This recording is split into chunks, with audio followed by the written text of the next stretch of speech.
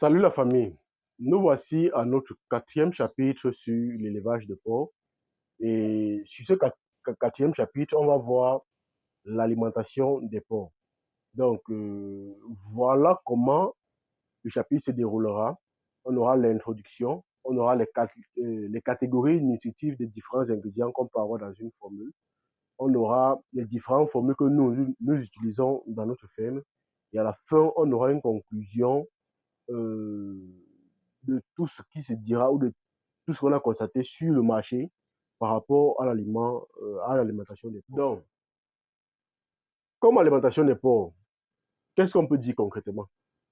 C'est quoi une alimentation pour le porc? Est-ce que ce sont les herbes? Est-ce que ce sont les feuilles de bananier? Est-ce que c'est du son? Est-ce que c'est du maïs? Est-ce que c'est du concentré? C'est quoi une alimentation du porc? Alors, à l'introduction, petit 1,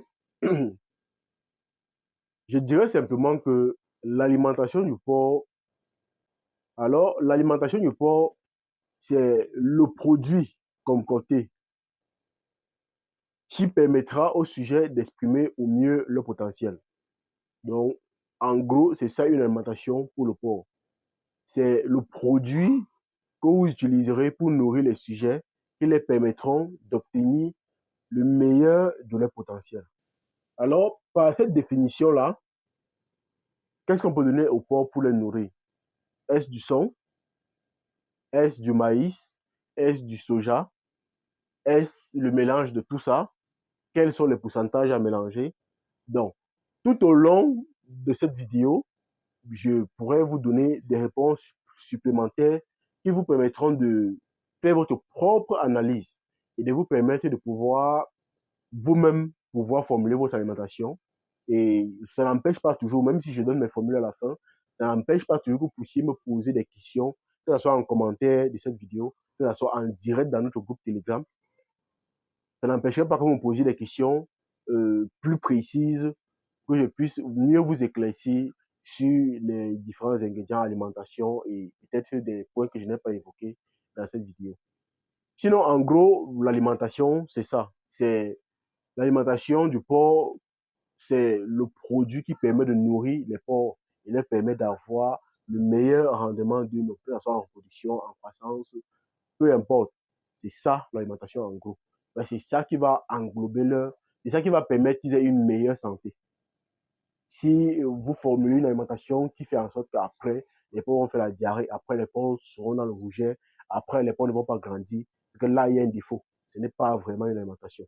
Donc l'alimentation, c'est quelque chose, c'est un produit qui permettra au sujet de s'exprimer au mieux, qui permettra de les nourrir afin qu'ils s'expriment au mieux dans leur performance.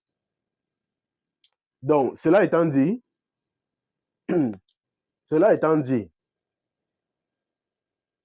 quels sont les différents ingrédients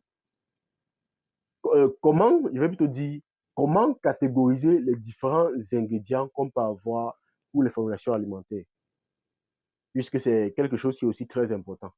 Comment catégoriser les différents ingrédients qu'on peut avoir dans les formulations alimentaires? Alors, ce que je dirais, c'est que je vais faire un petit tableau. C'est vrai que ça va rendre cet endroit assez touffu. C'est mieux que j'efface d'abord.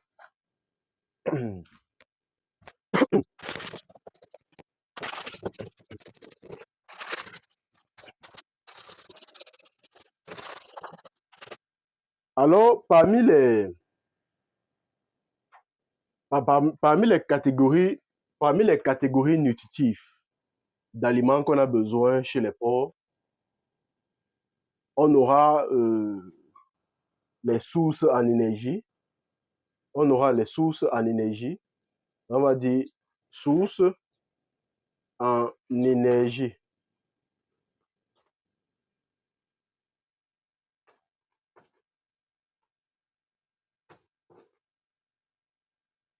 On aura les sources en énergie.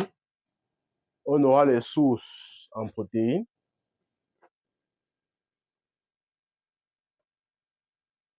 Sources en protéines. On aura les sources en fibres.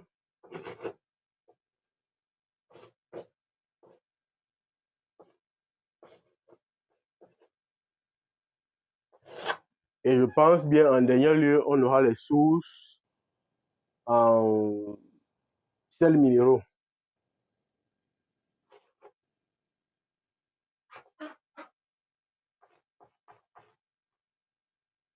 Les sources en minéraux. Donc, lorsqu'on veut formuler une alimentation, il faut qu'on s'assure, en fonction du stade des sujets, que dit stade, c'est stade physiologique. Est-ce que c'est leur âge? Est-ce qu'ils sont en reproduction? Et quelle catégorie de reproduction ils sont? Est-ce qu'ils sont plutôt gestants? Est-ce qu'ils sont plutôt en allaitement? Est-ce que c'est le vera? En fonction de tous ces paramètres, on saura ajuster un peu mieux l'alimentation. Donc, pour formuler l'alimentation, on a besoin des catégories, des catégories, pardon, pour formuler l'alimentation, on aura besoin de catégoriser les différents ingrédients qu'on a afin de faire une bonne formulation. Donc, en ayant les sources d'énergie, les sources de protéines, les sources de fibres, les sources de sels minéraux, on va pouvoir classer en fonction des besoins des sujets, parce qu'il y a des besoins qu'à un stade donné, ils ont plus besoin de fibres que d'énergie. Et à d'autres moments donnés, des sujets qui ont besoin de plus d'énergie que de fibres. À un autre moment donné, des sujets qui ont besoin de plus de sels minéraux, de sels minéraux et de protéines que d'autres. Mais sinon, en connaissant les aliments qui font plus d'apport, soit en énergie, soit en protéines, soit en fibres, soit en sels minéraux, on saura au mieux formuler nos aliments nous-mêmes. Alors, comme apport en énergie, comme source d'énergie dans une alimentation, on a par excellence, le maïs.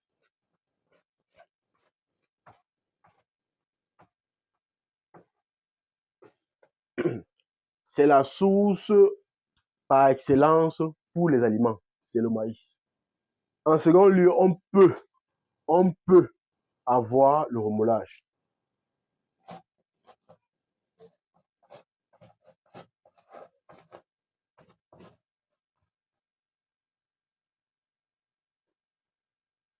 Donc, quand je dis on peut, c'est parce que sur le marché, euh, les qualités des remoulages vont différer et feront en sorte que certains remoulages seront plus riches en énergie que d'autres et d'autres seront très, très moins riches en énergie. Donc, ils ne seront même pas dans cette catégorie-ci. Donc, ça sera toujours écrit remoulage, mais leur catégorie serait ailleurs, ce qu'on verra au fur et à mesure qu'on va avancer dans le tableau. Donc, comme source d'énergie, on a le maïs, on a le remoulage et on a le manioc. Je parle bien du manioc, pas le manioc cru, mais le manioc qui a été trempé pour enlever son acidité ou son acide qui tue les porcs et séché comme du foufou de manioc. Donc, c'est cette farine de manioc là qu'on peut utiliser comme apport en énergie. On va dire farine de manioc.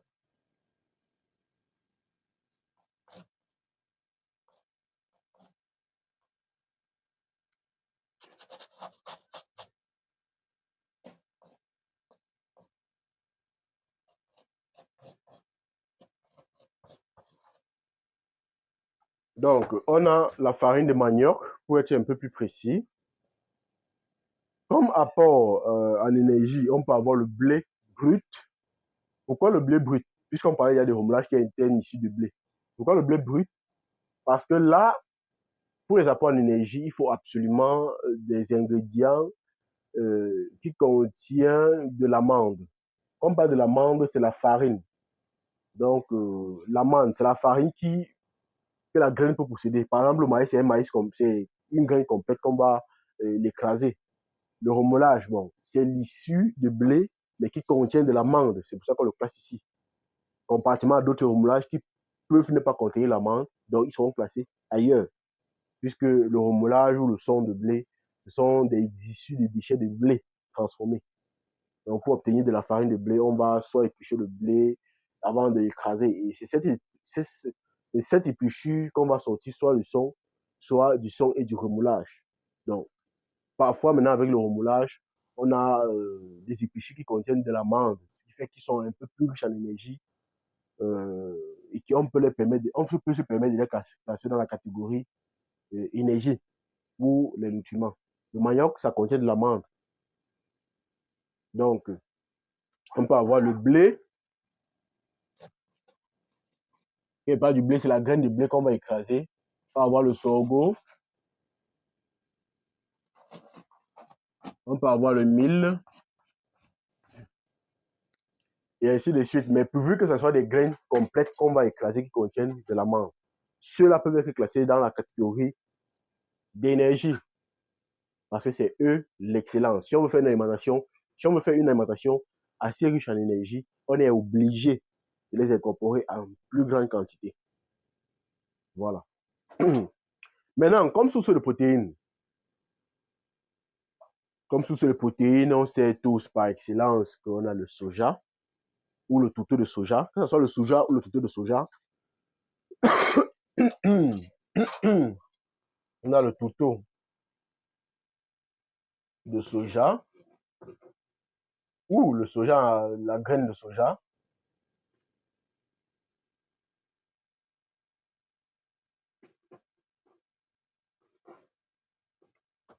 On a le tourteau de soja ou la graine de soja. Où est la différence entre le tourteau de soja et la graine de soja?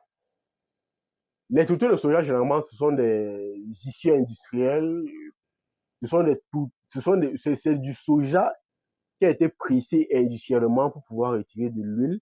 Et la manière dont ils ont torréfié le soja avant de le presser pour retirer son huile fait en sorte que sa teneur en protéines est plus élevée. Contrairement au soja, qui est la graine de soja qu'on a sur nos marchés communs, que sa proportion en protéines est un peu plus faible. Généralement, les tourteaux de soja qu'on vend sur le marché, les tenants en protéines va aller jusqu'à 40, 45, voire 50%. Alors que la graine de soja en elle-même va être dans les 25, 30, maxi 35% pour la graine de soja. Donc, en fonction des zones et de la manière dont on va le cuire. Voilà. Donc, le soja, et je précise ici que le soja, qui est une source de protéines, a aussi beaucoup de toxines, dont l'incorporation est limitée. C'est pour ça qu'on parle de formulation alimentaire. C'est un ensemble d'ingrédients qu'on va mélanger ensemble pour obtenir quelque chose qui va permettre au sujet de performer, de s'exprimer, d'exprimer ses performances. Donc, le soja est incorporé dans la catégorie protéines. Et je tiens aussi à mentionner que la graine de soja crue, la graine de soja crue ne peut être incorporée au maximum à 3%, voire maxi 5%. Donc, si vous incorporez dans 100 kg, vous mettez 10% de soja, par exemple, de graines de soja crue, vous avez de fortes chances que l'alimentation provoque une diarrhée accrue sur vos sujets. Parce que le niveau de toxine est très, très, très élevé. Pourtant, ce même soja-ci, cette même graine de soja-là, si vous la grillez, vous la faites écraser, vous pouvez l'incorporer même à 12% dans l'aliment. Vous pouvez l'incorporer même à 15% dans l'aliment. Il parle de la graine de soja, pas du tourteau de soja. C'est la graine de soja. Vous pouvez l'incorporer même à 15% de soja sans problème dans l'alimentation. Donc, tous ces petits paramètres-là, il faut essayer de l'équilibrer. Bon, sautant sur le soja, on a l'arachide ou le tourteau d'arachide. Tourteau d'arachide.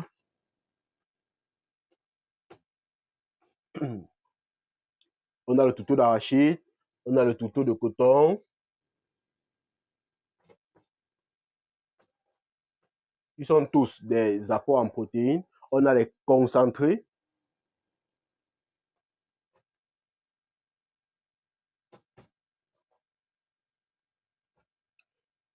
Alors, j'ai eu des questions par rapport aux concentrés et aux autres sources de protéines.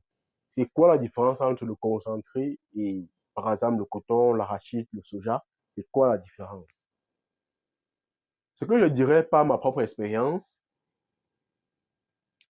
c'est que les concentrés sont toujours des apports en protéines, sont toujours des ingrédients protéinés, à la seule différence que eux ont été fabriqués industriellement on va dire, ce sont des apports en protéines synthétiques, ce qui fait en sorte que leur proportion de digestibilité est plus élevée que le soja, l'arachide, le coton. Ça veut dire quoi? Ça veut dire que les acides aminés qu'on trouvera à l'intérieur du concentré, les protéines qu'on trouvera à l'intérieur du concentré, les sels minéraux qu'on trouvera à l'intérieur du concentré seront plus digestibles, plus valorisés par les sujets que ce qu'on trouvera dans le soja. Et en plus, les toxines disponibles dans le concentré sont plus faibles que dans le soja et les autres apports naturels en protéines. Ça veut tout simplement dire que si vous avez un concentré de meilleure qualité, que vous êtes sûr, il est préférable de l'incorporer en priorité comme source de protéines. En priorité. Ça veut dire quoi? Ça veut dire que si par exemple vous avez un concentré 30%, parce qu'il y a les concentrés de 30%, les concentrés de 20%, les concentrés de 10%, les concentrés de 5%. Si vous avez un concentré de 5%, en priorité, il faudrait l'incorporer à 5% avant de faire des ajouts avec les autres concentrés. Si vous avez des concentrés de 30%, en priorité, il faudrait les intégrer avant de faire les ajouts avec les autres sources de protéines. Donc, il faut bien le retenir. Le concentré, c'est une source de protéines synthétique qui a une digestibilité plus élevée chez les sujets et qui ont moins de toxines. Ça veut dire que si vous l'incorporez à sa proportion exacte proposée par le fabricant, vous avez de fortes chances que l'incorporation totale que vous avez faite soit entièrement, disons 99,99% assimilée par les sujets. Et c'est un avantage. C'est un véritable avantage. Moi, particulièrement pour le cas du Cameroun, j'apprécie beaucoup soit le concentré Belgo, soit le concentré Indris. Ce sont des concentrés que j'ai eu à expérimenter et que je me rends compte que bon, les sujets après utilisation présentent de meilleures performances. Ça, c'est pour mon cas particulier. Sinon, il y a aussi des prémix. J'allais oublier. Pardon.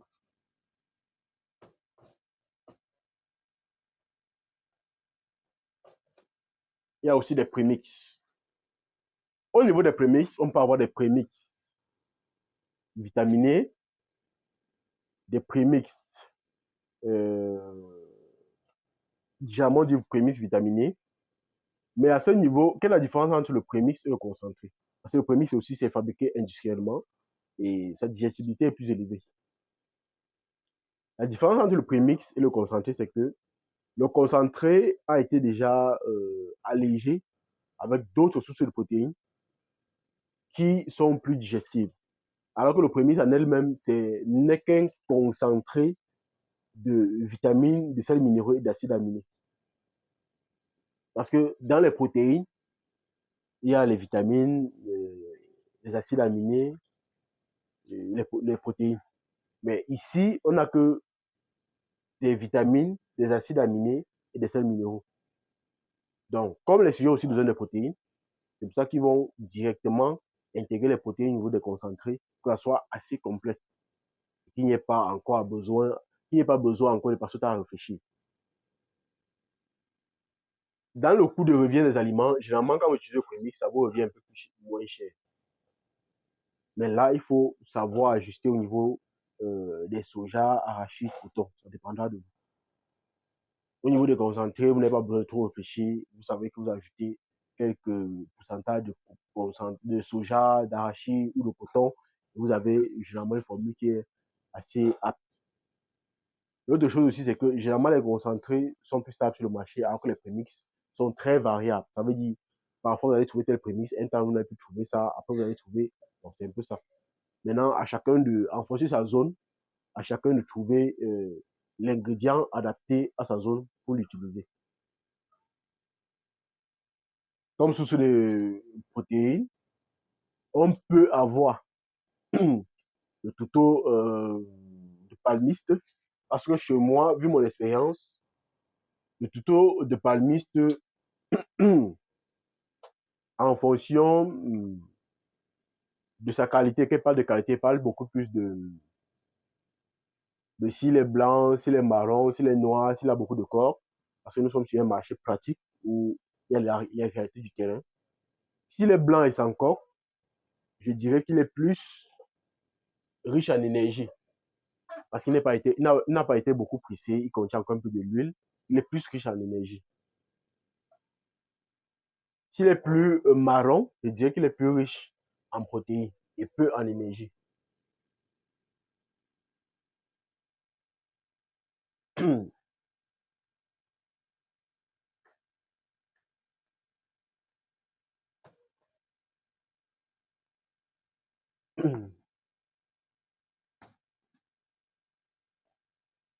Donc, s'il est plus riche, s'il est plus marron, s'il est plus marron, je dirais que il est plus riche en protéines.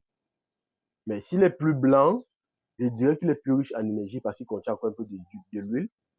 Et cette huile-là, c'est de l'énergie, c'est de la matière grasse, c'est ce qui va permettre d'engraisser rapidement vos sujets. Donc, allons maintenant aux sources de fibres, si je n'ai pas oublié quelque chose.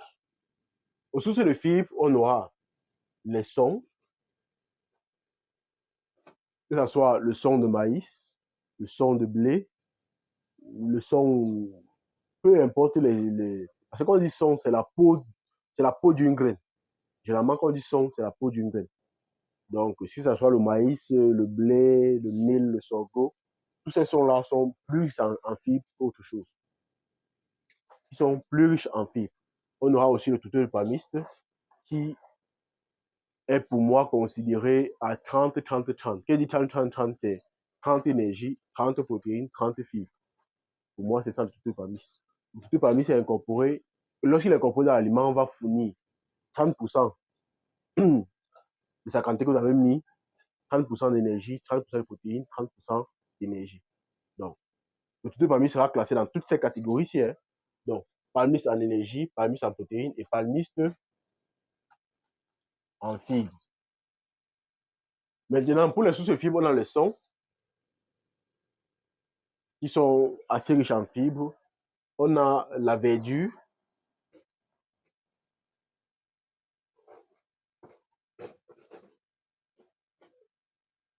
On a la verdure qui est aussi riche en fibres. On a le touto, comme je l'ai dit tantôt, qui est riche en fibres. Ça veut dire que si vous voulez faire, par exemple, une formulation d'aliments, je vais prendre un exemple pour que ça soit plus compréhensible. Si vous voulez faire l'alimentation, par exemple, d'un verra, le verra, lui, ses besoins en énergie sont faibles. Il a besoin d'énergie, mais ses besoins d'énergie sont faibles. Il a plus besoin de fibres et moyennement de protéines. Alors, il faudra, et aussi des sels minéraux, parce que nous ne sommes pas encore arrivés aux sels minéraux. Bon, c'est mieux qu'on arrive d'abord aux sels minéraux que prenne l'exemple. Comme sels minéraux, donc source de calcium, phosphore,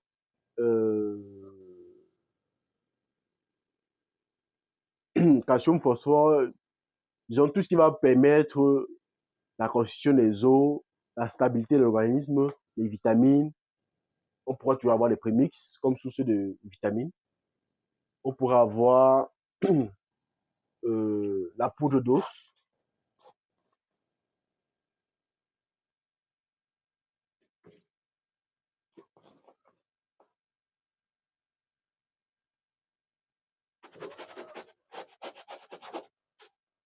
Je crois que comme nous sommes loin ici, ça ne sera pas assez visible. Donc, on aura la farine d'os, on aura la farine de coquille,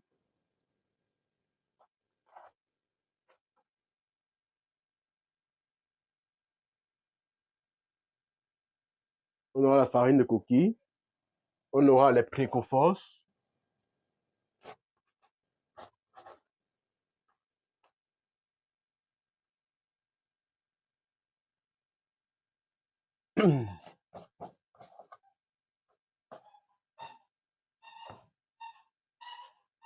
Alors ici, j'ai toujours eu plusieurs questions qui m'ont été posées entre la différence entre la poudre d'os et la coquille.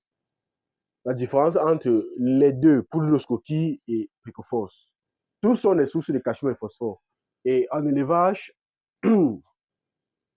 les calcium et phosphore sont des éléments indispensables, que ce soit pour la formation des os et pour la reproduction.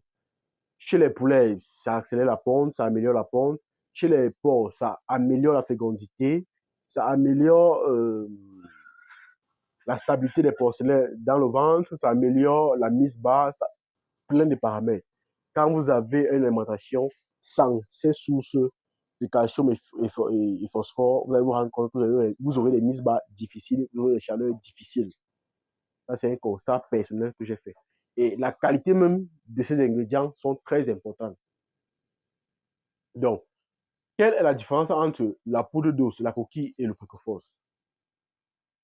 La coquille est plus riche en calcium qu'en phosphore.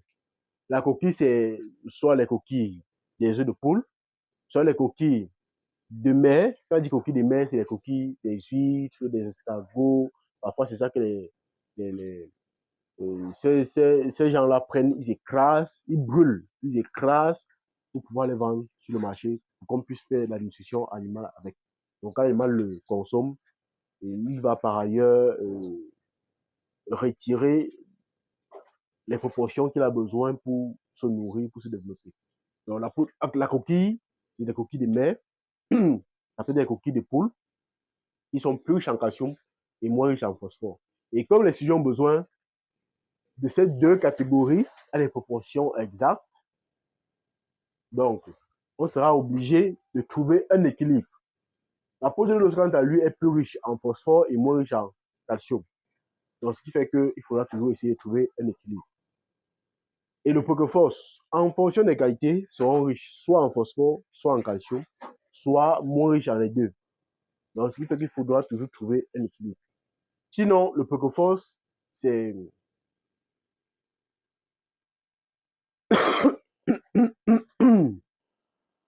pardon. Le Precoforce, c'est une source de calcium et de phosphore synthétisée. Ce qui fait que sa digestibilité est plus élevée.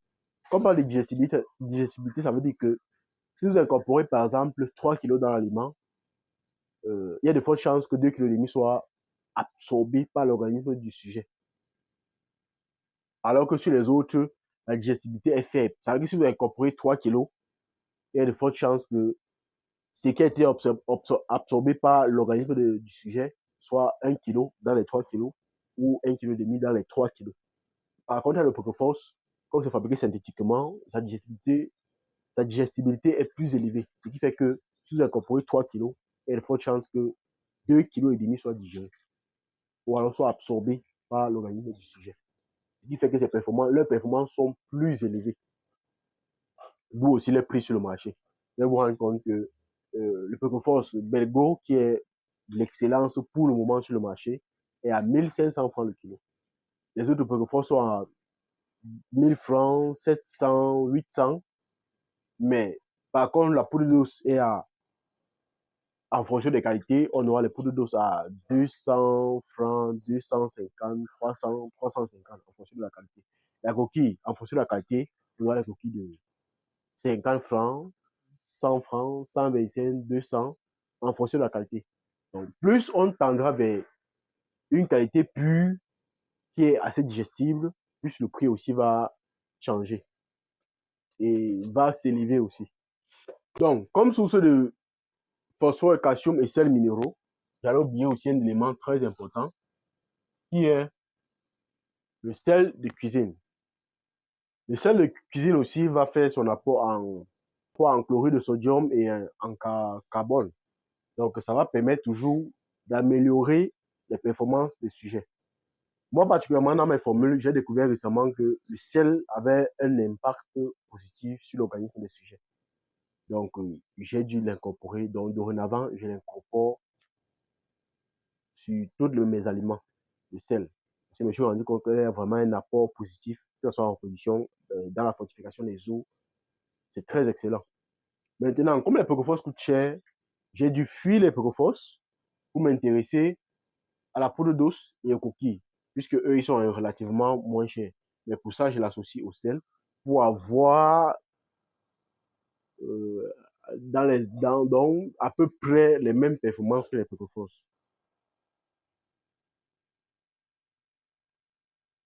Donc, étant donné que j'ai classifié les différentes catégories d'ingrédients à travers leurs qualités nutritives, leurs apports en nutriments, je pense qu'à partir d'ici, on peut essayer de faire une formulation d'aliments.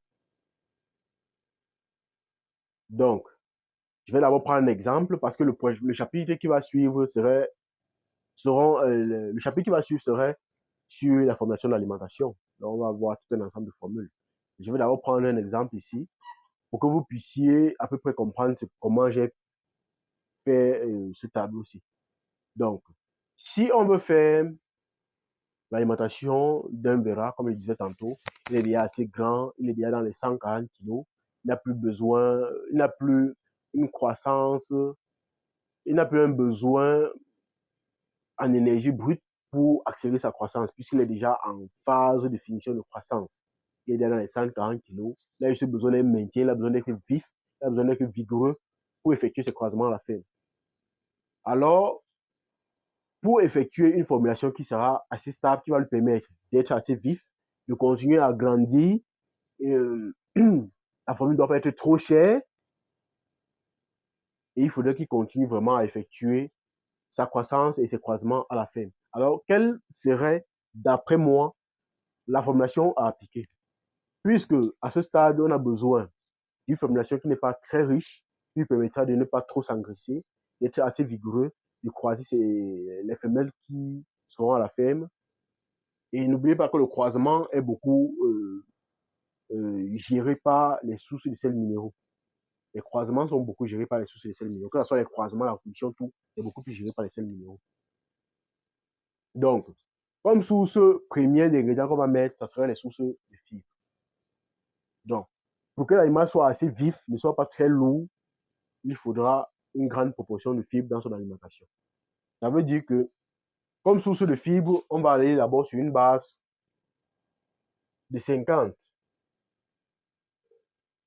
Donc, je vais prendre la source de fibres à 50. Puisqu'on a besoin d'une grande source de fibres dans son alimentation. Et comme source de fibres, on a la verdure, on a le son, on a le palmiste. Donc, je vais prendre la source de fibres à 50. Et comme il a toujours besoin d'un peu d'énergie pour pouvoir se mouvoir et tout, on va prendre la source d'énergie à 30. Je parle ici du pourcentage, hein. Il ne faudrait pas qu'on s'oublie.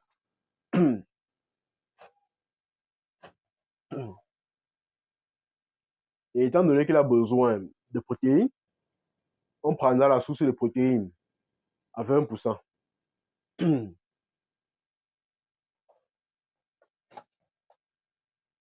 Je, je pense que donc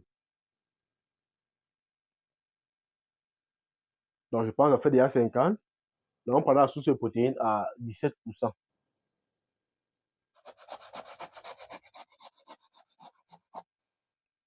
17%.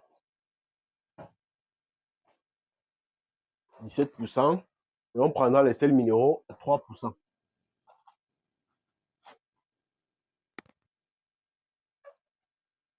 Donc, pour faire ma formulation, j'ai besoin de 50% de fibres, 30% d'énergie, 17% de protéines et 3% de sels minéraux. Maintenant,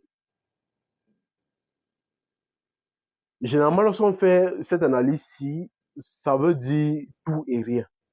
Parce que je sais bien que lorsque vous voulez faire vos formulations alimentaires, ces pourcentages peuvent un peu vous embrouiller. Et c'est avec raison. Pourquoi? Parce que dans du son, il y a un peu d'énergie, il y a un peu de protéines. C'est là où vraiment le problème se pose. C'est là où le problème se pose. Dans du son, il n'y a pas que des fibres. Il y a de l'énergie, il y a des protéines et il y a des sels minéraux.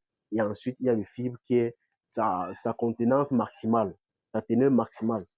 Il y a de l'énergie, des protéines et des sels minéraux, comme du fibre. Dans les sels minéraux, il n'y a pas que les sels minéraux. Disons qu'il y a une particularité, il y a tout un ensemble de sels minéraux, mais qui a une digestibilité faible. Bon, en fonction de l'ingrédient qu'on prendra, qui a une digestibilité faible relativement à l'ingrédient qu'on prendra.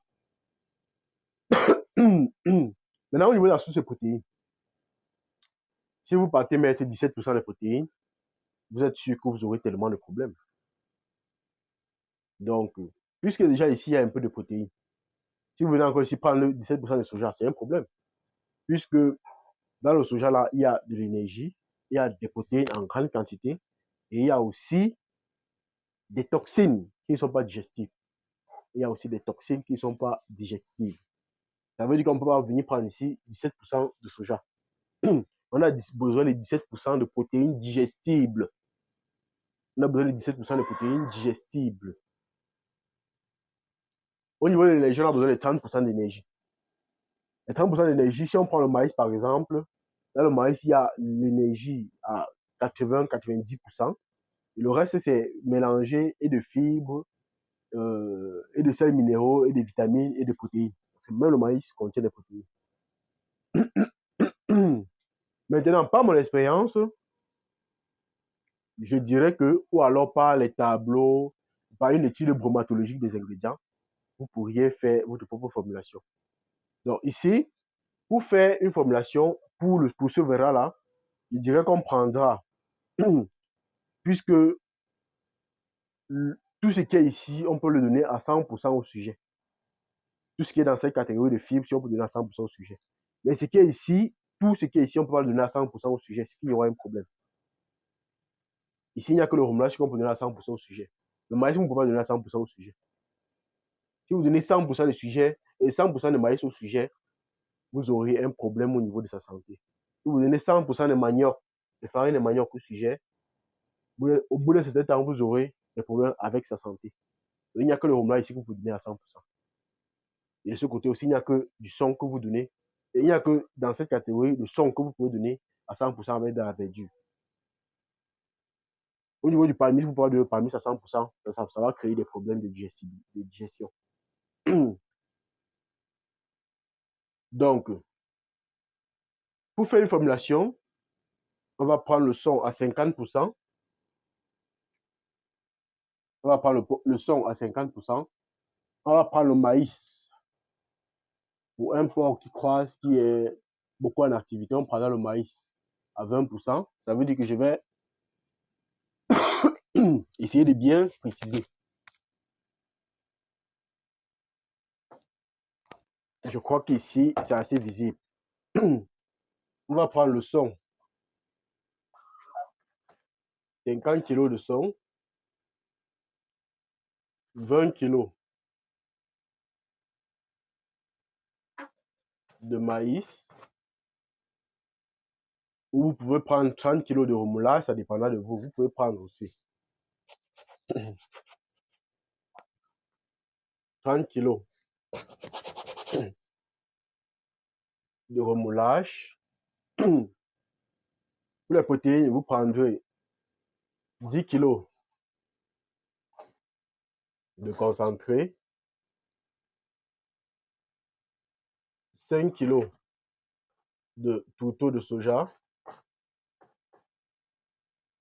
On est à pratiquement dans les 17.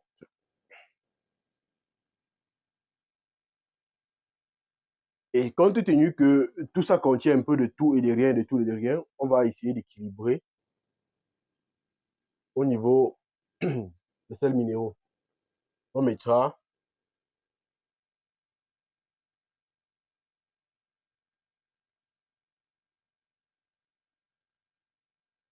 3 kg de poudre d'os.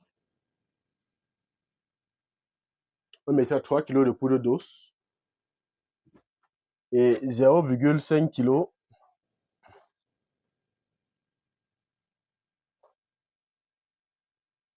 de sel.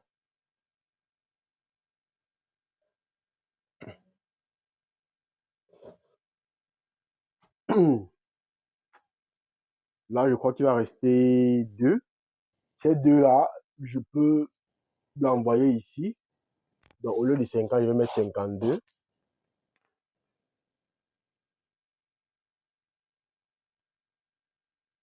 Donc, pour une formule,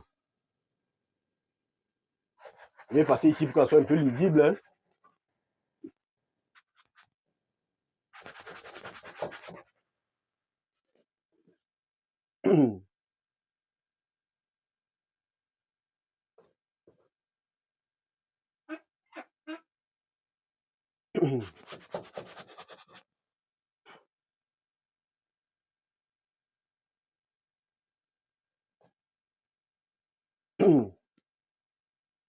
Donc, comme j'ai effacé, c'est pour que ça soit un peu plus lisible.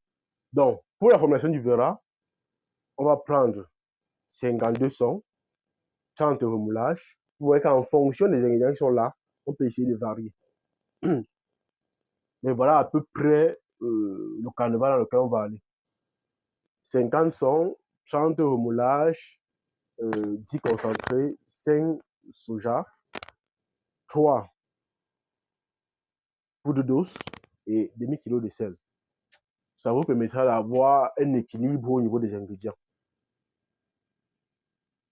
Étant donné que le concentré a une haute digestibilité par l'organisme des sujets, on prendra la plus grande proportion, parce que généralement, ces concentrés-là sont 10, 20%. Si c'est concentré de 20%, on peut prendre 20% une fois.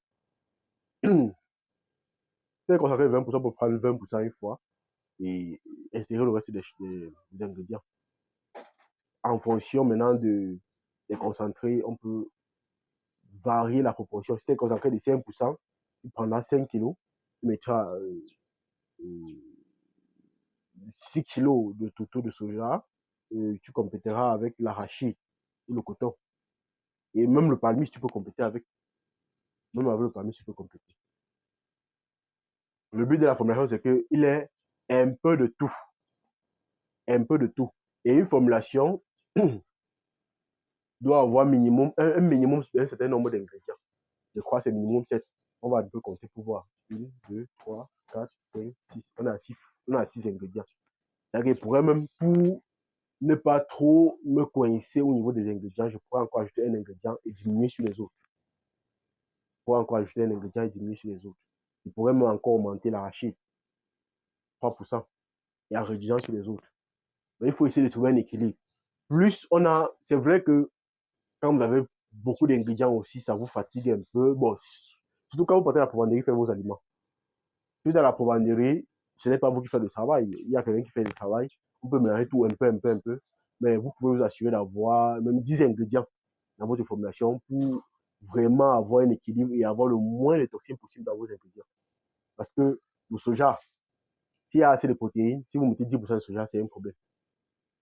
S'il y a assez de protéines et que vous mettez 10% d'arachide, c'est un problème. Donc, il faut essayer de jouer sur les ingrédients qui sont disponibles.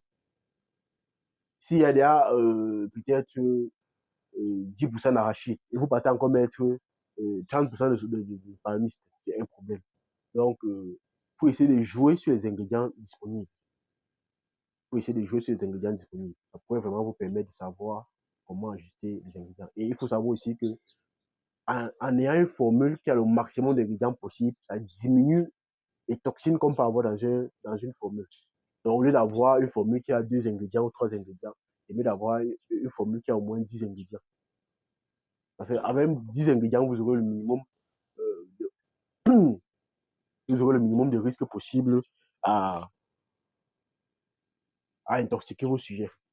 Si par exemple on avait 10 si par exemple on devait avoir 10 ingrédients ici, nous sommes à 6, on va mettre le son, mais toujours en grande quantité parce qu'on a besoin d'un sujet qui est assez vigoureux.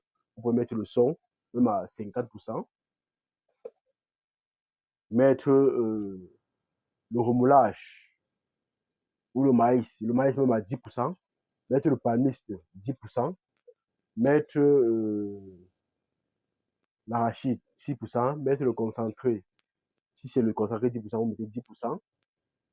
Euh, Ajoutez encore du maïs. Si vous avez même du roumla, vous mettez encore du maïs. 10%. Vous mettez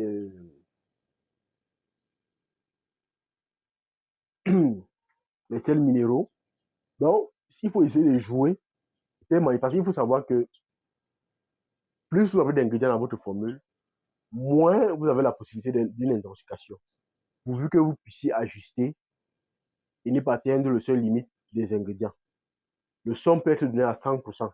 Le maïs peut être donné à 70% dans une alimentation. Quand vous donnez à plus de 70%, ça risque de créer des problèmes. Quand vous donnez le maïs à plus de 70, 80%, ça risque de créer des problèmes. Le son peut être donné à 100%, même s'il va ralentir la croissance, mais il n'aura aucun problème de santé sur les sujets. Juste un ralentissement de croissance, mais il n'aura aucun problème de santé. Alors que le maïs peut donner un problème de santé. Si vous donnez le maïs à plus de 80% à vos sujets, il aura des problèmes de santé. Si vous donnez le maïs à plus de 30% à vos sujets, c'est mieux qu'ils mettent même cette limite-là. Je mets chaque ingrédient avec son seuil d'incorporation. C'est mieux que j'écrive vraiment ça. Donc, avec le tableau, vous avez catégorisé les ingrédients. Là, je vais mettre les ingrédients, je vais faciliter écrire les ingrédients avec le seuil d'incorporation dans les alimentations. Donc, ça veut dire que quand vous allez essayer quand vous allez essayer d'équilibrer pour trouver vos formules, il ne faudrait pas, en mettant les ingrédients, il ne faudrait pas traverser le seuil d'incorporation. Et vous savez que lorsque, par exemple, on a le truc parmi qui a un apport en protéines, si le seuil d'incorporation c'est 30%, et que vous mettez 30%, il ne faudrait pas que vous venez encore prendre le soja. Comme le seuil d'incorporation, c'est peut-être 10%, vous mettez 10%. Le seuil d'incorporation d'arachide, c'est 10%, vous mettez 10%. Le seuil d'incorporation du coton, c'est 10%, vous mettez 10%. Vous prenez tous les ingrédients, vous mettez au seuil d'incorporation. C'est aussi un problème. C'est aussi un problème. Donc, l'ensemble des protéines doit être à 17%. Ça veut dire que si vous prenez le soja à 8%, vous pouvez mettre l'arachide de 5%. Vous pouvez mettre le coton 3%, vous mettez le concentré. Si le concentré 5%, vous mettez 5%. Vous pouvez encore ajouter même demi % de prémix. Si c'est le prémix 1% ou 2%, vous pouvez mettre même demi %. Ça, c'est toujours pour améliorer un peu l'aliment. Parce que plus vous avez d'ingrédients, plus votre ingrédient est plus riche, plus équilibré et avec le moins de problèmes. Et moins vous avez d'ingrédients dans votre formulation, plus vous risquerez de traverser les seuils d'incorporation et avoir par le futur des problèmes de digestibilité, de santé sur vos sujets. Des carences même des carences. Donc pensez-y vraiment. Pensez-y vraiment. Donc maintenant, on va passer au seuil d'incorporation de chaque ingrédient. Donc je pense que vous avez quand même assez compris l'explication et je vais passer au seuil d'incorporation de chaque ingrédient.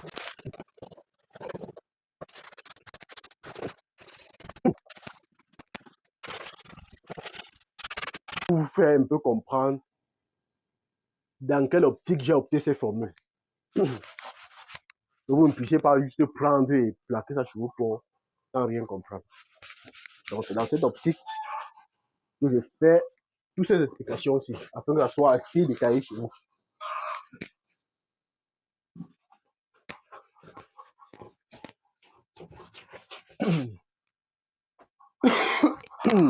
Pardon.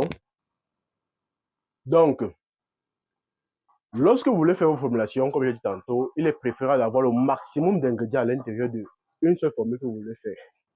Ça limiterait les intoxications, ça limiterait l'incorporation des produits à leur limite d'incorporation. Ça vous permettrait d'avoir un aliment assez équilibré. Pour des aliments, on va dire aliments sans limite d'incorporation, ou alors avec des faibles limites, c'est mieux de bien préciser. Les aliments qu'on peut mettre à 100%, les aliments qu'on peut mettre à 100%, incorporés à 100% dans les...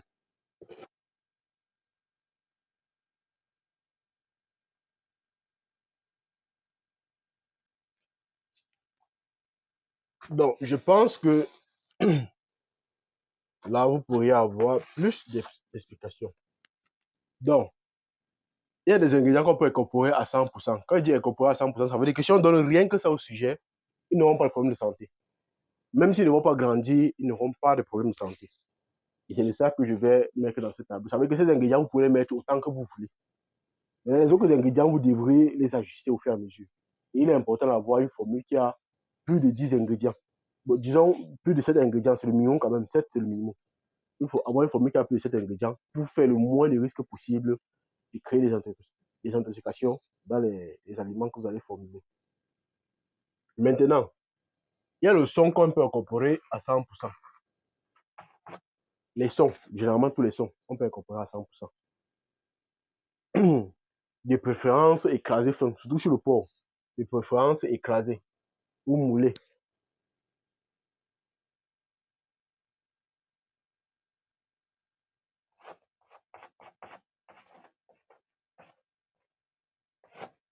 Donc, de préférence moulu, de préférence écrasé.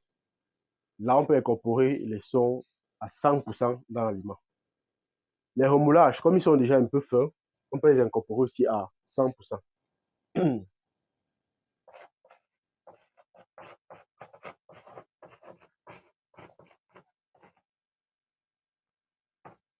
Donc, les remoulages, c'est toujours les déchets de blé, les déchets de mil, les déchets de sorgho, et qui contiennent un peu plus de farine, et qui sont plus fins, qui sont plus fins que les sons, qui sont plus riches en peau.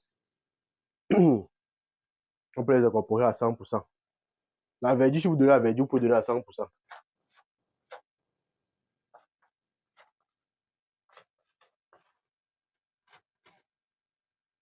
C'est une source de fibres aussi.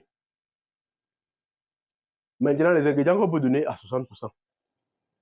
Qu'on ne doit pas aller au-delà, sinon on risquerait d'avoir des problèmes. Le maïs. Parce que beaucoup pensent que comme le porc mange le maïs, on peut lui donner ça à 100%. C'est faux. Le manioc.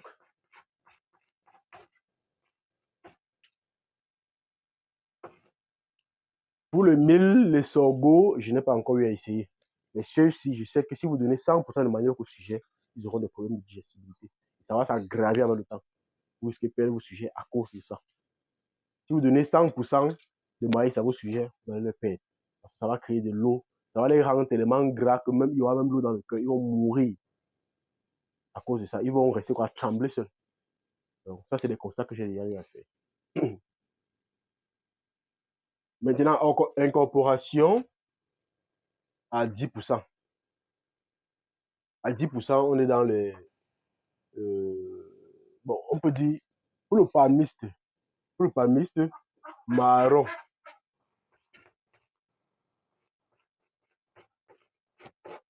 palmiste marron avec beaucoup de coque, il est dans cette catégorie.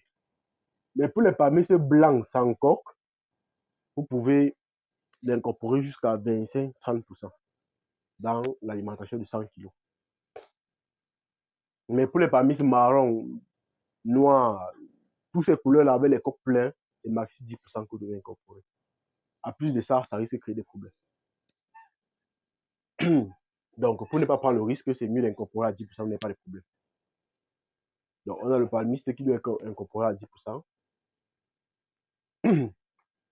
Le soja, c'est seuil limite 10% pour ne pas entrer dans les problèmes avant de commencer à réfléchir. Et je précise, le grillé ou le cuit, pas le non cru. Pas le non cru. Donc, soja cuit. Précise, soja cuit. Si c'est visible, soja cuit. C'est ça qu'on incorpore à 10%. Maximum, hein. L'arachide, les tutos d'arachide,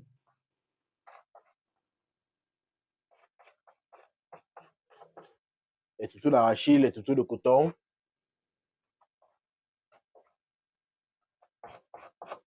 C'est ça qu'on incorpore à 10%. Pour les concentrés, ça dépend maintenant des fabricants. Il y a les 20%, les 10%, les 30%, les 2%. Ça dépend de vous. Pour les 5%, la poudre d'os,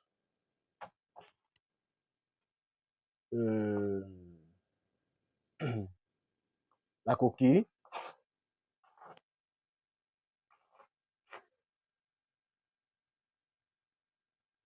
les coquilles, et ça qu'on doit incorporer à maxi 5%, surtout chez les porcs.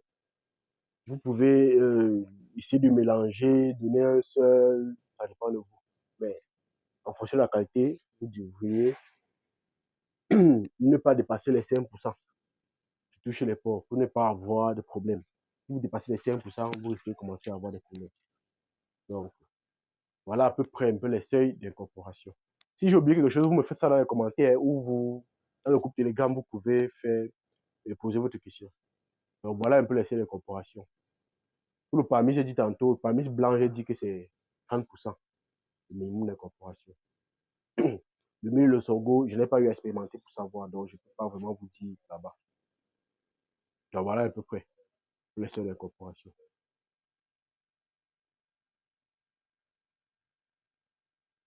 Donc, en fonction maintenant de ceci, lorsque vous voudriez formuler votre alimentation, vous devriez d'abord penser qu'il faut minimum 7 ingrédients.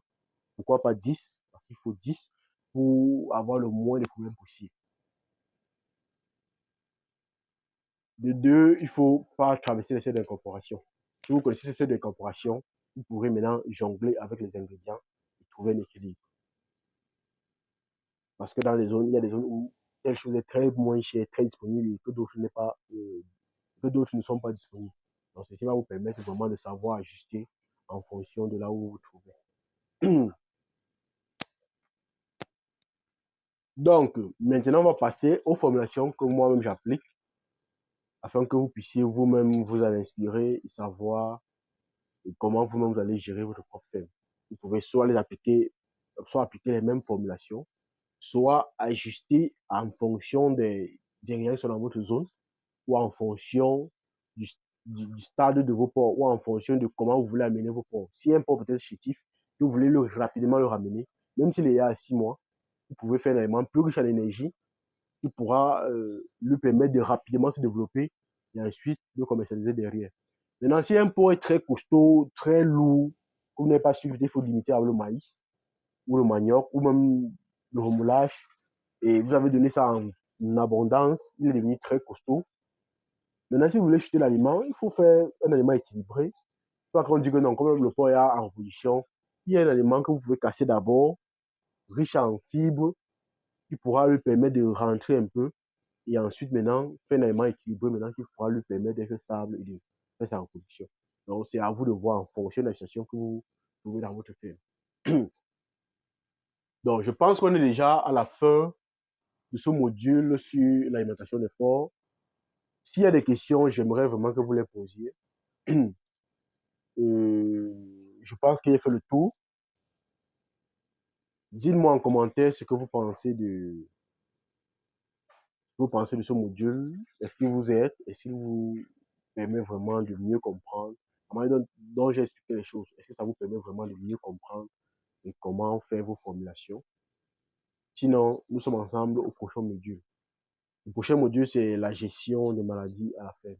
Donc, on se retrouve au prochain module. Salut la famille. Suite à notre précédente vidéo, aujourd'hui nous allons parler des formulations alimentaires. Donc, puisqu'on a fait le chapitre 1, qui était l'introduction, le sous-chapitre 1, qui était l'introduction, le sous-chapitre 2, qui était les catégories nutritives des aliments. Aujourd'hui, maintenant, on va parler des formulations alimentaires, qui était le 3, avant d'entamer la conclusion.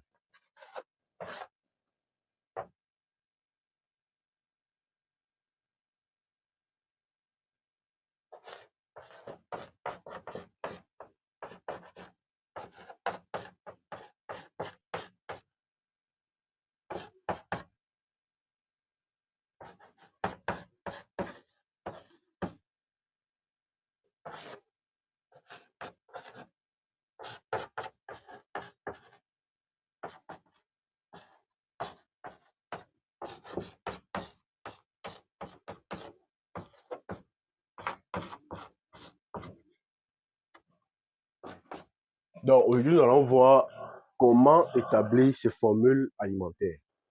Déjà, quand on parle de formules alimentaires, combien de types de formules il y en a? Et pourquoi on les a? Combien de types de formules il y en a et pourquoi on les a?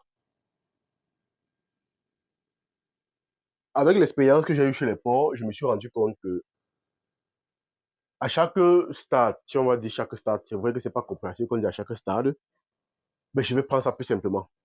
Ce que j'ai constaté, c'est que un porcelet qui naît, par exemple, un porcelet qui naît du premier jour jusqu'à 14, voire 21 jours, il est essentiel pour lui de consommer du lait. Il est essentiel pour lui de consommer le lait maternel. Ou alors, il est essentiel pour lui de consommer un aliment liquide, puisqu'il ne peut pas encore, son organisme ne peut pas encore broyer le solide. Il est essentiel pour lui de consommer un aliment liquide qui pourrait lui permettre de couvrir ses besoins de croissance rapide. Parce qu'à ce moment-là, il peut facilement prendre le double de son poids chaque semaine. Le double de son poids chaque semaine. C'est-à-dire que s'il a 1 kg à la naissance, une semaine après, vous pouvez le trouver. S'il a 1,5 kg à la naissance, une semaine après, vous pouvez le trouver à 3 kg, ou à 3,5 kg. Une semaine après. Et ensuite, une semaine après, vous pouvez le trouver à 5 kg, voire 6 kg. Je vous assure, 2 semaines après, voire 6 kg. À 2 semaines, pour aller vers la 3e semaine, il peut quitter de 5 kg, 6 kg à 8 kg, voire 9 kg. Donc, c'est pour dire que plus l'aliment sera assez appétant pour la mère, plus les porcelets vont grandir. Et moins ça sera appétant, moins ils vont pouvoir couvrir ce besoin dans la croissance.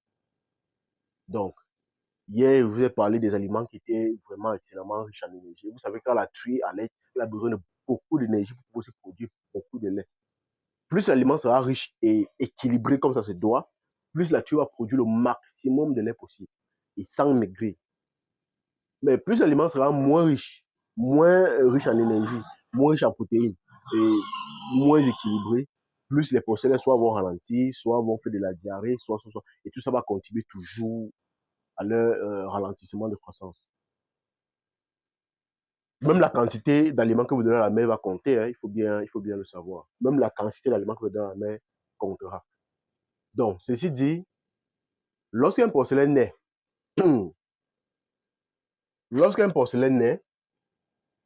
on va classer ça en plusieurs phases. On a la phase d'aliments liquides.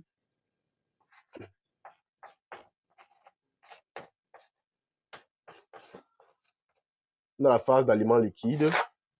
Après ça, on a le prédémarrage.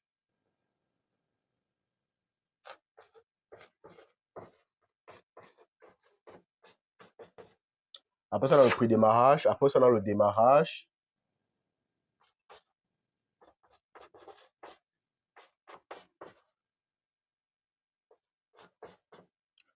Après le démarrage, on a la croissance.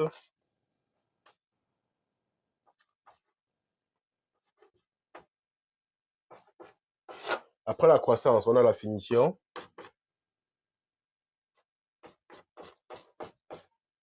Après la finition, on a la gestation ou la reproduction.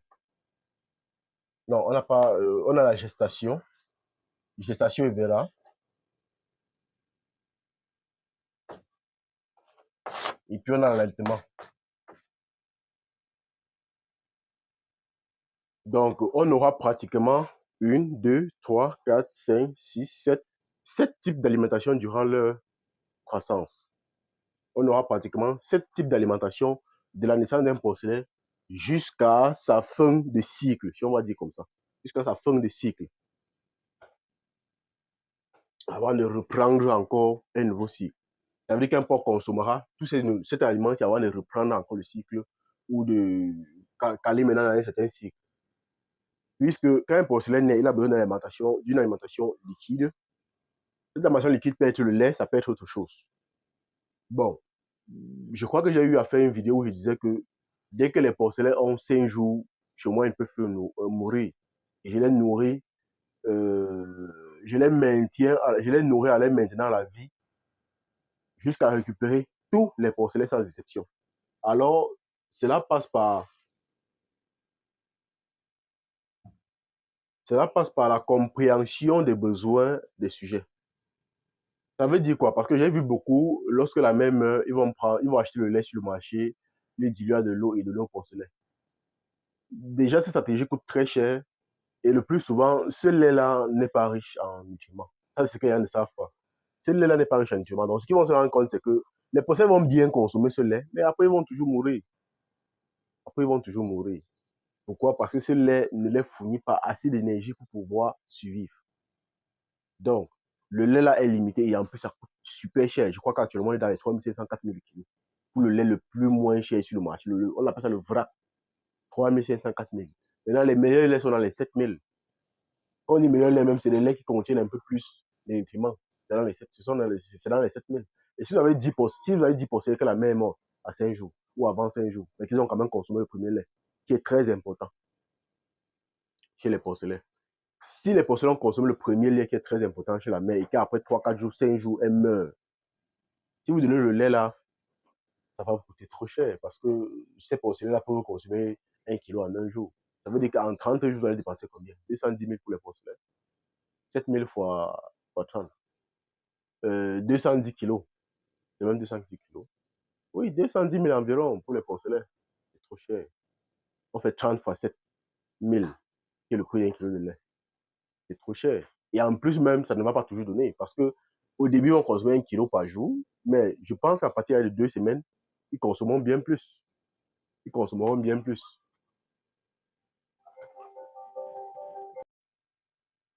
Bon, on a été coupé tout à l'heure et finalement, j'ai fait toute la vidéo sans me rendre compte que ça n'enregistrait pas. Donc maintenant, je vais devoir recommencer à zéro.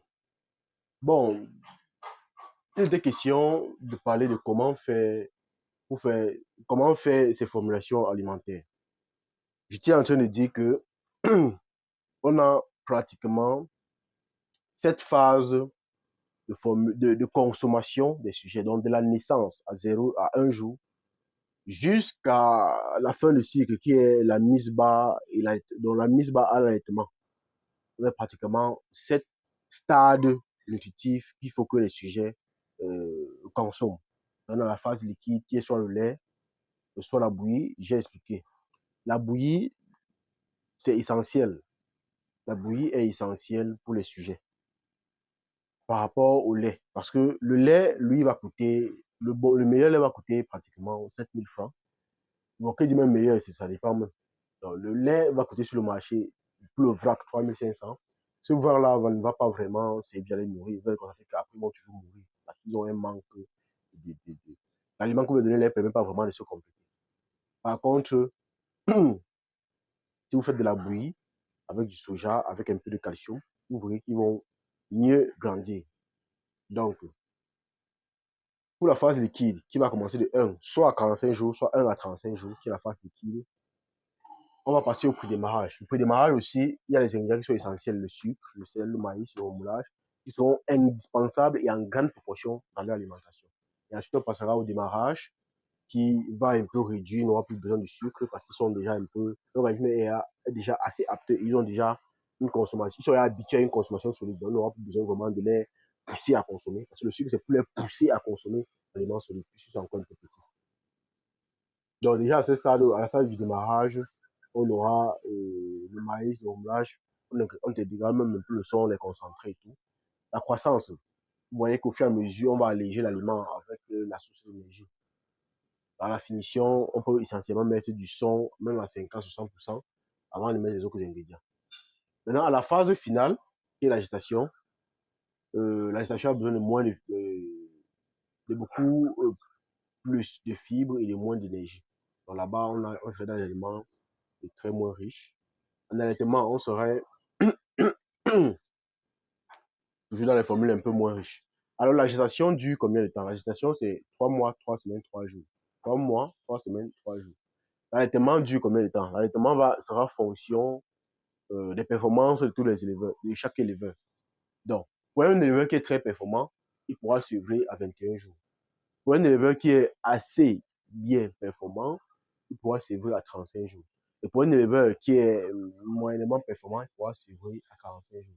Et pour un éleveur qui n'est pas très performant, qui a très peur, qui ne veut pas perdre ses porcelets, il pourra suivre à 60 jours. Donc, en fonction de ces différents âges de sévrage, on aura un impact sur la durée de la reproduction, on aura un impact sur la croissance des porcelains. Disons, il y aura toujours des impacts. Bon, maintenant, à chacun de voir qu'est-ce qui le permet mieux d'être stable ou non. Sinon, moi, je recommanderais 45 ou 35 jours, donc au milieu, 45 ou 35 jours. Si tu es faible, fais tout pour au moins c'est vrai à 45 jours. Si tu peux te permettre de sévir à 35 jours, c'est encore mieux pour réduire vraiment la durée de la reproduction.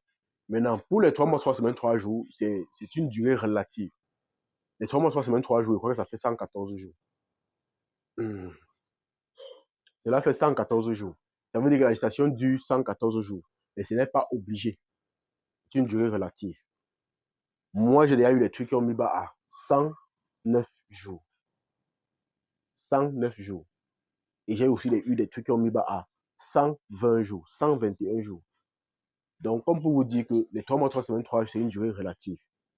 C'est juste pour vous situer un peu, à peu près que, bon, voici à peu près la période où le peuple peut mettre bas. Il peut mettre bas 3 jours, 4 jours avant, comme 3 jours, 4 jours après cette date-ci. Donc, cela étant dit, puisqu'on a les différents stades de changement d'aliment, on doit aussi avoir les différents âges. Donc, la phase liquide doit être entre de 1 jour à 45 jours pour les moyens, de 1 jour à 35 jours pour les assez bons moyens. Et cela va vous permettre de savoir à peu près comment vous comporter à chaque étape. Pour la phase de prédémarrage, on est de 30 jours à 60 jours. L'aliment prédémarrage va aller dans cette période-là de 30 jours à 60 jours. C'est pour vraiment avoir des procès qui vont rapidement croître et respecter vraiment leur vitesse de croissance. Ils leur permettent aussi d'exprimer vraiment leur potentiel de croissance. Donc, si vous respectez vraiment ça et que les procès ne grandissent pas, c'est vraiment compliqué. Disons, surtout ces changements d'aliments avec le vermifuge et la vitamine que vous avez donné constamment. À chaque fois que vous allez faire le changement d'aliments, vous pouvez donner les vitamines et le vermifuge. Maintenant, en phase de démarrage, vous serez de 60 jours à 90 jours. La phase de croissance, ça serait de 90 jours jusqu'à 170 jours. 170 jours, on est là dans les 5 mois. Donc 90 jours, c'est 3 mois. Donc, de 3 mois jusqu'à 5 mois, on va dire 2 semaines et plus. On est là dans la croissance. Dans la finition, on est à 170 jusqu'à 210 jours, donc jusqu'à 6 mois et plus. La gestation, maintenant, vous connaissez là les durées. L'allaitement, ça dépendra de vos performances. Donc, vu les différents stades de nutrition des porcs avec les âges qui permettent de faire les changements d'aliments, je sais que généralement dans les fermes, il est difficile d'appliquer 1, 2, 3, 4, 5, 6 formules. Dans les fermes, il est vraiment difficile d'appliquer ces 6 formules. Déjà parce que le porcher ne va pas respecter ces différentes formules. De 2, c'est trop tracassant. De 3, ça va occuper plus d'espace. Donc, ce que je constate souvent dans les fermes, c'est qu'on va faire une formule. Et moi, je ne recommande pas une formule. Moi, je recommande minimum 3 formules de cette formule-ci. Je recommande minimum 3 formules. Une formule croissance, une formule gestation et une formule allaitement. Ça, c'est ce que moi, je recommande. Donc, pour ne pas dire que vous allez passer encore le temps à faire formule pré-démarrage, formule démarrage, formule croissance, formule finition, formule gestation, formule allaitement, je vous recommande de faire 3 formules. Croissance, gestation et allaitement. Et dans ce stade-là, ça veut dire que vous allez, sur les porcs que vous allez engraisser jusqu'à la vente, c'est rien que la formule croissance que vous allez utiliser sur. Donc, du jour où vous sevrez à 35 jours ou 45 jours, vous allez donner la formule croissance de, de ce stade-là jusqu'à la vente. Ça veut dire que même jusqu'à 210 jours, c'est toujours la croissance que vous allez appliquer. Ça, c'est pour qu'ils puissent, parce qu'au départ, ils vont grandir lentement. Dès qu'ils vont arriver dans leur phase, ils vont commencer à exprimer mieux leur potentiel. Dès qu'ils sont à la fin de leur phase, puisque l'aliment est toujours plus riche, ils vont commencer à compenser ce qu'ils avaient perdu en pré-démarrage et démarrage. Donc, ça va te permettre d'avoir un peu une croissance aussi accélérée vers la fin. Et là, vous pourriez les vendre un peu mieux.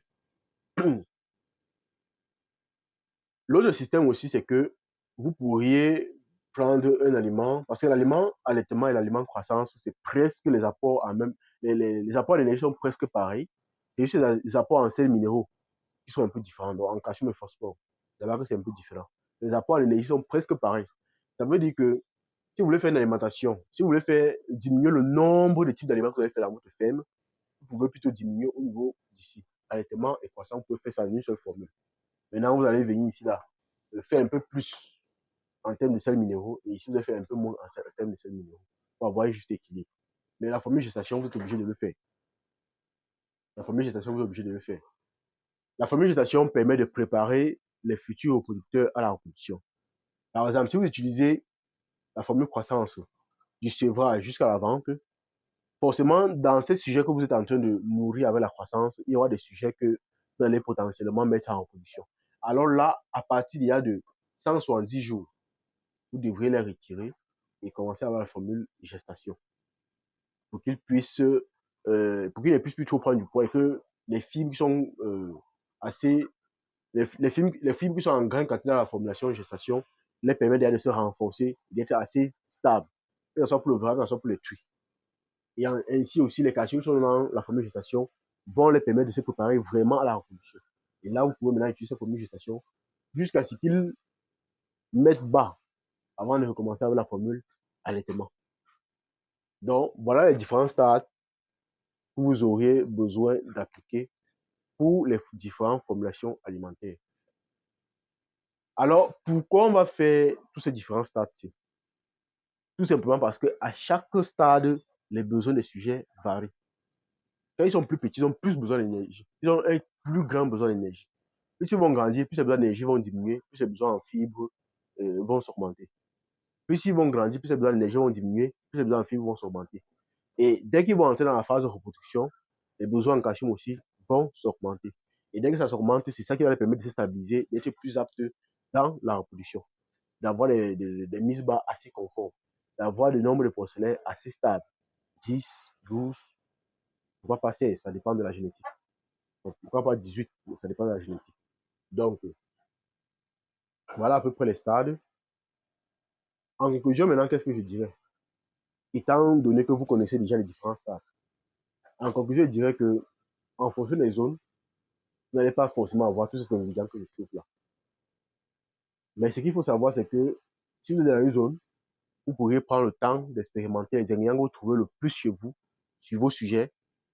Et en fonction du tableau qu'il va envoyer sur forme de PDF, vous pourriez faire votre propre analyse pour trouver comment l'ingrédient fonctionne et savoir par la suite comment vous allez l'utiliser dans vos formulations. Donc, à quelle proportion vous allez les utiliser dans vos formulations. Cela va vous permettre de pouvoir vraiment avoir votre propre formulation dans votre zone qui est assez équilibrée et qui vous coûte moins cher. Parce que souvent, une formulation qui est beaucoup utilisée dans la zone de l'Ouest ne serait pas forcément une formulation qui serait beaucoup utilisée dans la zone du centre. C'était parce que dans l'Ouest, il y a beaucoup plus de remoulade, beaucoup plus de son, beaucoup plus de palmistes, beaucoup plus de maïs. Et dans la zone du centre, il n'y a pas vraiment tout ça. Donc, ça dépend vraiment de la zone où dans laquelle vous vous trouvez. Ou dans la zone du sud, où peut-être il n'y a pas de son. Le son arrive là-bas très cher. Mais vous avez le maïs là-bas en très grande quantité. Donc, ça dépend maintenant de la zone où vous vous trouvez. Vous pouvez adapter les formules en fonction de votre zone. Et une autre chose que je vais dire sur les formulations, qui est très important, c'est qu'il faut savoir que le porc sur le marché se vend au même prix au kilo. Le prix du kilo sur le marché, c'est 2500. Elle va vraiment varier de 2200 à 2700. La moyenne, on a les 2400, 2500. Ça, c'est la moyenne. 2400, 2500. Maintenant, comme on est dans cette moyenne-là, ce qu'il faut savoir, c'est que votre formulation alimentaire ne doit pas dépasser ce prix-là. Donc, c'est là-bas que vous devez savoir si vos formules, 1, permettent au sujet de bien grandir, 2, restent dans la norme des prix.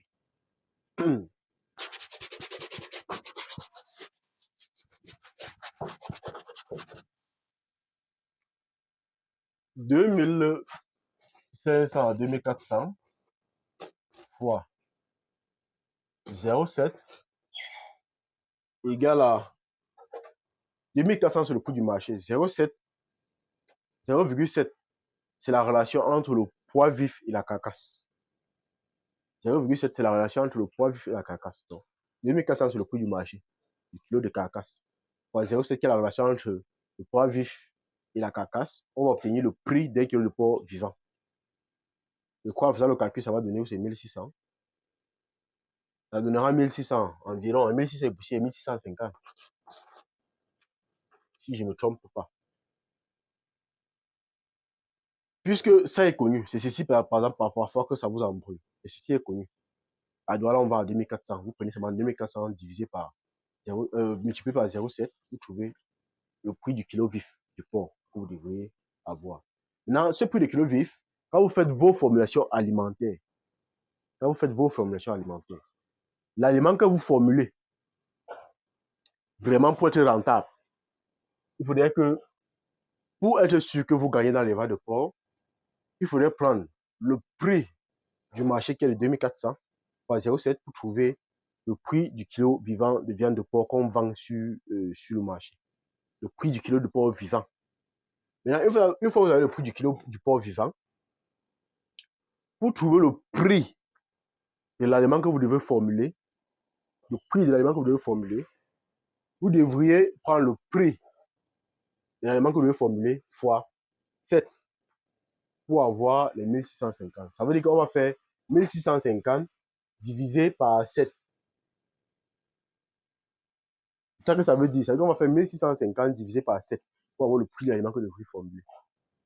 Si vous divisez 1650 par 7 et que le prix de l'aliment que vous trouvez et que l'aliment que vous avez formulé est au-dessus du prix de l'aliment que vous avez trouvé ici, vous êtes en train de perdre. Et il va vous faire même une confidence. Au niveau des provendiers, lorsque les provendiers, avec le prix que les provendiers achètent leur aliment, ça c'est une confidence que vous devrez vraiment attentivement écouter. Lorsque les provendiers achètent leur aliment, le prix que les provendiers achètent leur permet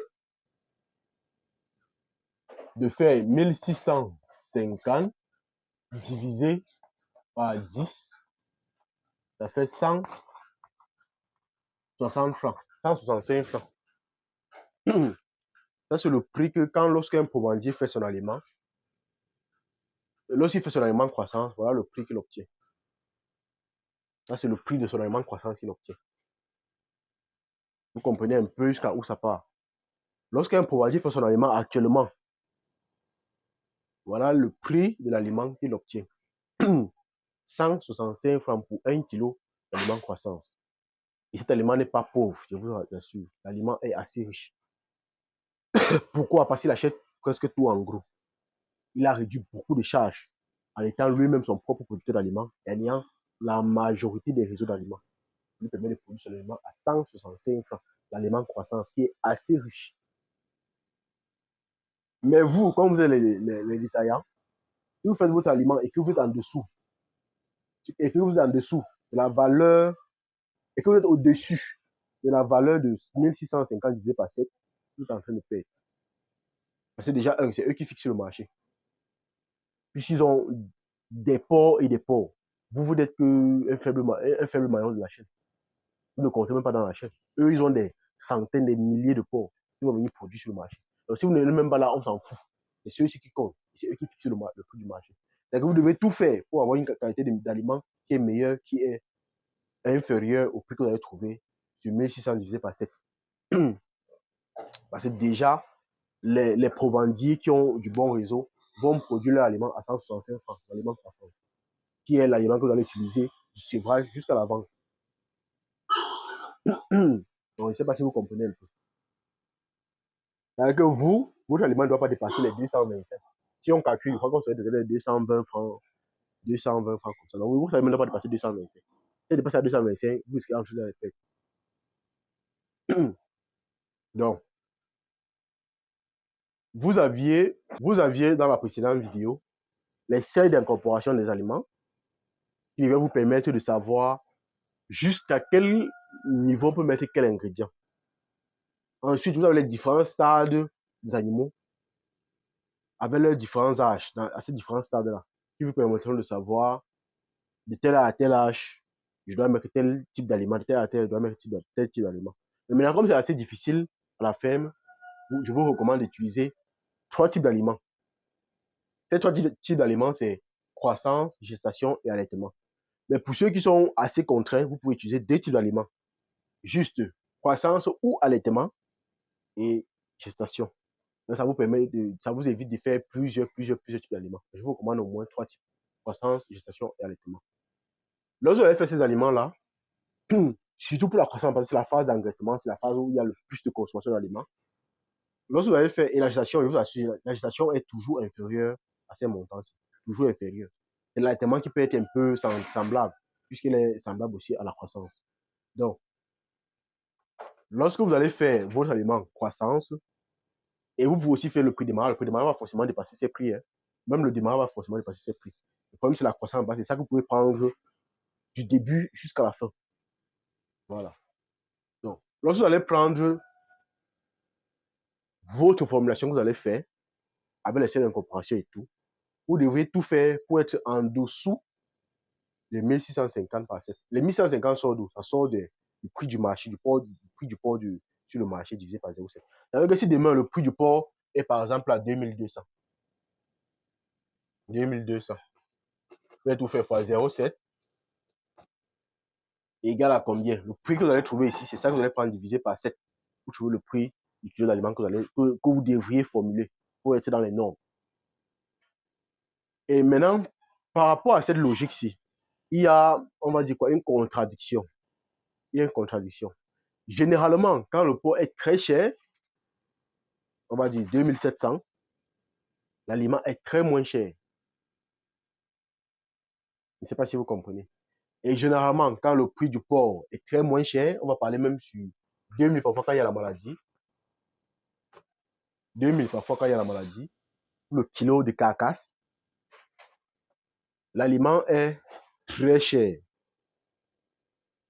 Ça veut dire quoi? Ça veut dire tout simplement que, puisque vous savez que le marché fluctue, nous en Afrique, on n'a pas de centres de production en masse des produits pour permettre des produits pour la nutrition animale. Ce qui fait que vous savez forcément que le marché va varier. Alors, qu'est-ce qu'il faut faire? C'est qu'il faut acheter et stocker. Stocker dans un endroit frais et sec, avec des alertes au sol. Votre aliment peut faire 3 mois avant de commencer à avoir des problèmes. Même 4 mois parfois. Si vous conservez bien, ça peut faire même 6 mois. Donc, puisque je vous donne cette stratégie, ça veut dire que lorsque l'aliment est très cher, vous pouvez stocker, vous pouvez faire la vente de vos points en masse, vous achetez l'aliment, vous stockez, vous relancez une nouvelle vague. Ça vous permet maintenant de produire ces sujets-là de très bas prix. Ce qui fait que vous pourrez être compétitif sur le marché. Quand l'aliment est très cher, 2700, et quand le porc est très cher, 2700, l'aliment est très moins cher. Et quand l'aliment est très moins cher, le porc est très cher. Je ne sais pas si vous comprenez. Et quand l'aliment est très cher, le porc est très moins cher. Le porc est très moins cher quand l'aliment est très cher. C'est à vous de savoir comment ajuster cela. Donc ça, c'est les petits secrets que je vous donne comme ça, lorsque vous allez faire vos formulations alimentaires, de pouvoir anticiper sur les éventuels cas qui pourront arriver. Donc, je pense que j'ai un peu fait le tour. C'est vrai que précédemment, j'ai vraiment expliqué tout un tas de trucs que je ne me rappelle plus et que ça me décourage un peu parce que j'ai dû refaire la vidéo. L'enregistrement n'a pas été fait. Donc, s'il y a des questions, merci de me les poser. Je vous attends dans les commentaires ou sur Telegram. Puisque ça, c'est la formation sur notre module sur comment faire ces formules alimentaires. Donc, tout ceci va entrer dans la formation alimentaire. Les stades, les différents stades de formulation, le prix de l'aliment est très important. La qualité-prix de l'aliment est très important parce que la qualité est importante et le prix aussi est important. Je vous ai donné les seuils d'incorporation des aliments. Je vous ai donné les différents ingrédients. Qu'est-ce qui constitue les différents ingrédients qu'on peut avoir qui vont vous permettre de savoir vraiment quel ingrédient est plus riche en quoi pour savoir comment on va l'incorporer dans l'aliment avec les seuils d'incorporation. Donc, je pense que j'ai fait le tour. S'il y a des questions, merci de me les poser. Ça me ferait un plaisir de vous répondre. Donc, sur ce, je vous invite vraiment à me poser vos questions. Ça va me permettre de pouvoir améliorer la formation dans l'avenir. Donc, à plus.